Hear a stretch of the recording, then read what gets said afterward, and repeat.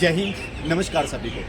अब हम मंडी एआरओ की आंसर की आप सभी को देने जा रहे हैं और लगभग सभी एआरओ की आंसर की ऐसी है, 2-4 क्वेश्चनों का फर्क होगा। तो सभी कोई भी किसी भी एआरओ का बच्चा हो वो आंसर की देख लीजिए किसके कितने क्वेश्चन ठीक है।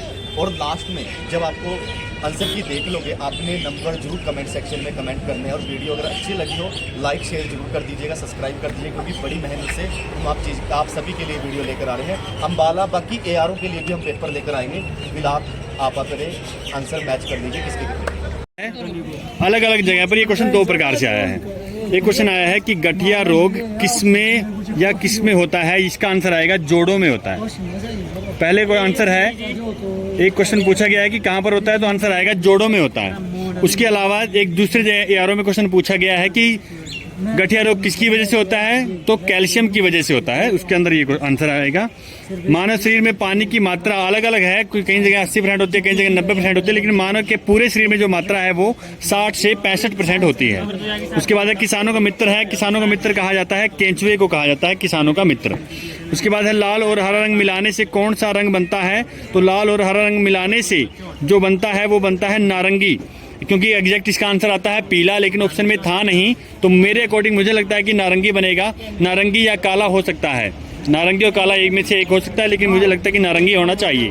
उसके बाद है कौन सा स्तनधारी है जो उड़ सकता है, ऐसा उड़ने वाला स्तनधारी जो आपका वो है चमगादड़ है। उसके अलावा विजय दिवस 16 दिसंबर को मनाया जाता है। ताजमहल बनवाया था शाहजहां ने, आप सभी को पता है। गोवा की राजधानी पणजी है, मांडवी नदी के किनारे वाली।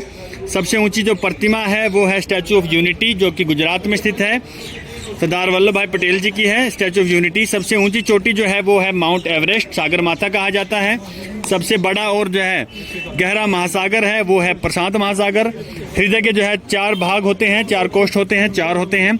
जय जवान, जय किसान और जय विज्ञान का नारा अटल बिहारी वाजपेयी ने दिया।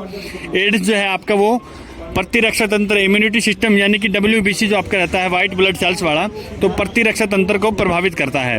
विटामिन ए की कमी से होता है रतौंधी। विटामिन सी आया है कुछ एआरओ के अंदर, उसका विटामिन सी से होता है स्कर्वी, तो रतौंधी आएगा।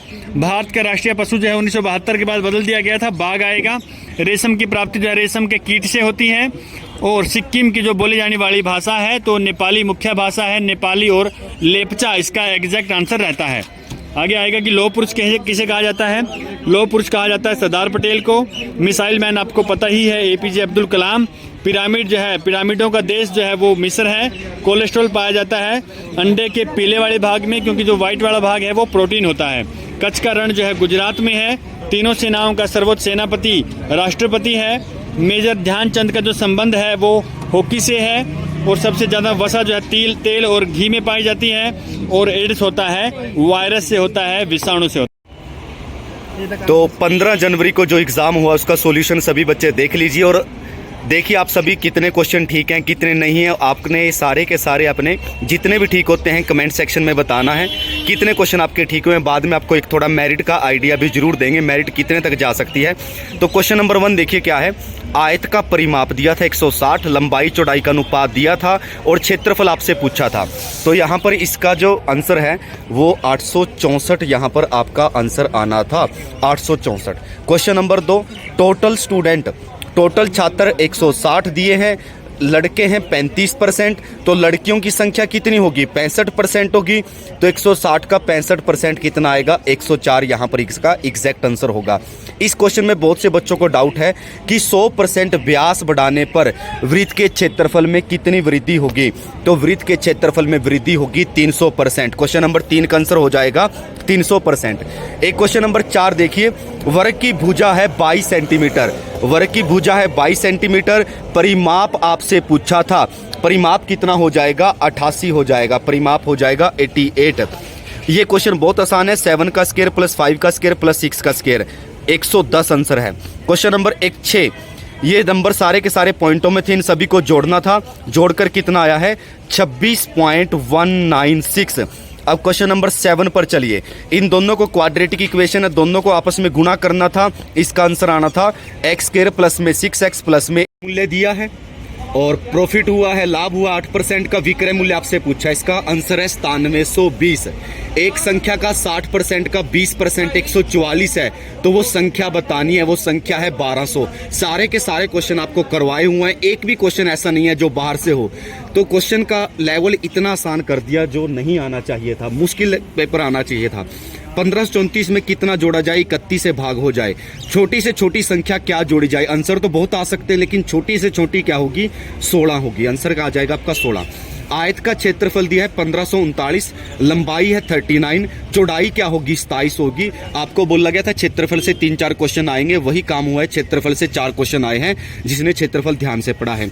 और ये चीज भी मैंने बताई थी कि मैथ के सेक्शन में रीजनिंग के क्वेश्चन भी वो डाल देता है, तो मैथ के सेक्शन में रीजनिंग का क्वेश्चन भी आया है, सीरीज का क्वेश्चन आया है, और ये आंसर है आपका 94, 94 आंसर हो जाएगा। क्वेश्चन 12 हो चुके हैं, उसके बाद देखिए क्वेश्चन नंबर 13 क्या है। एक क्वेश्चन नेक्स्ट देखिए क्या है। एक व्यक्ति को 60% के लिए 20 अंकों से फेल हो गया, 40% पे पास होता है। टोटल अंक पूछ रहा है। टोटल अंक, परीक्षा कितने अंकों की थी, 200 नंबरों की थी। एलसीएम पूछा, बहुत आसान पेपर। अभी इसमें कुछ करने लायक भी नहीं था, बहुत बच्चों ने 20 मिनट में 15 मिनट में पूरा पेपर कर दिया है, कुछ भी करने लायक नहीं है। 75 इसका आंसर आएगा। रीजनिंग की बात करें, रीजनिंग TRPNL, दो कम जा रहा है, दो कम। JH आंसर आना था, JH। बैडमिंटन का संबंध कोर्ट से है, क्रिकेट का बैट से है, हॉकी का स्टिक से है, फुटबॉल का गोल से है, तो तैराकी का किससे होगा, ताल से। स्विमिंग का किससे होगा, पूल से होगा। अगर पीछे वाले परसों को मंगलवार था तो आने वाले परसों को क्या होगा, इसका आंसर आना है शनिवार। एक क्वेश्चन आपका मैथ का रह गया था। त्रिभुज का क्षेत्रफल ज्ञात कीजिए।